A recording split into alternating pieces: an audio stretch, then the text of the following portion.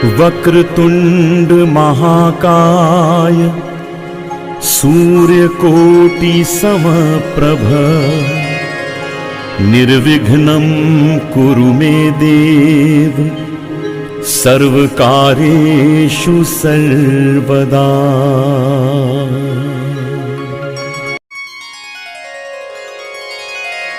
भक्ति बिंदु चैनल में बहुत बहुत स्वागत है। तो दोस्तों, आज की वीडियो में आपको सुनाने जा रही हूँ कहानी भगवान का घर। तो दोस्तों, वीडियो को लास्ट तक जरूर देखना और वीडियो को लाइक सब्सक्राइब करके घंटी पर जरूर क्लिक कर देना। तो चलिए मैं आपको आज की कहानी सुनाती हूँ। एक दिन एक अमीर व्यापारी किसी काम से एक गांव में जा रहा था। बारिश का मौसम था, झमाझम बारिश हो रही थी और रास्ते में जगह जगह गड्ढों में पानी भरा हुआ था। अचानक रास्ते में गाड़ी खराब हो गई। व्यापारी के साथ कोई नहीं था। उसने गाड़ी सड़क किनारे खड़ी कर दी और किसी वाहन का इंतजार करने लगा। लेकिन घनघोर बारिश और तूफान की वजह से सड़क सुनसान था। शाम ढलने लगी तो व्यापारी को चिंता सताने लगी। अचानक उसने देखा एक गरीब व्यक्ति साइकिल से गुजर रहा है। सड़क किनारे अपनी गाड़ी में बैठे बैठे उसने साइकिल सवार को आवाज देकर रोका और पूछा कि कहीं कोई गाड़ी का मैकेनिक मिल सकता है क्या। साइकिल सवार ने बताया कि इतनी बारिश में दूर दूर तक उसे कोई मैकेनिक नहीं मिलेगा। ये सुनकर व्यापारी चिंतित हो उठा। तब साइकिल सवार ने बड़ी विनम्रता से कहा, भाई साहब, अगर आप चाहें तो पास ही बने भगवान के घर में आज रात विश्राम कर सकते हैं। वहां आपको रहने की सारी सुविधाएं मिलेगी।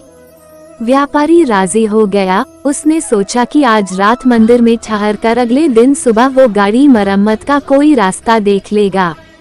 साइकिल सवार ने उसे अपनी साइकिल पर बिठाया और चल पड़ा।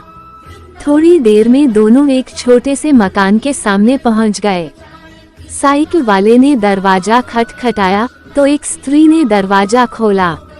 व्यापारी को संबोधित करते हुए साइकिल वाले ने कहा, यह मेरी पत्नी है।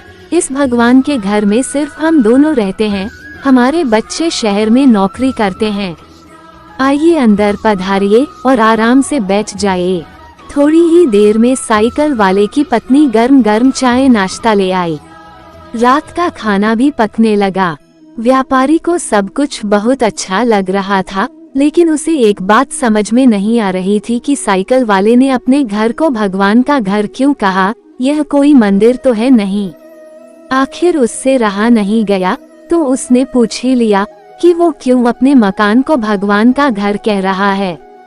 लोग तो अक्सर यही कहते हैं कि मेरे घर में भगवान विराजमान है, या मेरे घर में भगवान के लिए पूजा घर बनवाया है, या मेरे घर में भगवान आए हैं।